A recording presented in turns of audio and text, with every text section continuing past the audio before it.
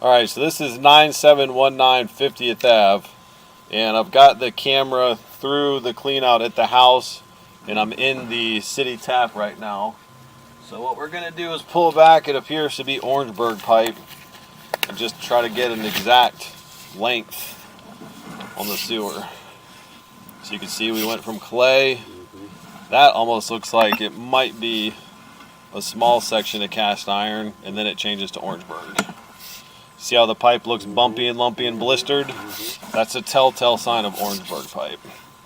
See all the blisters in it, in the webbing?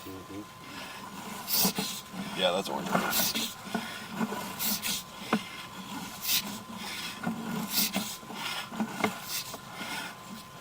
Killing my camera.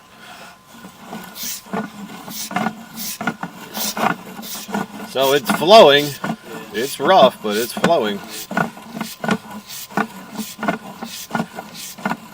See the roots and stuff in it?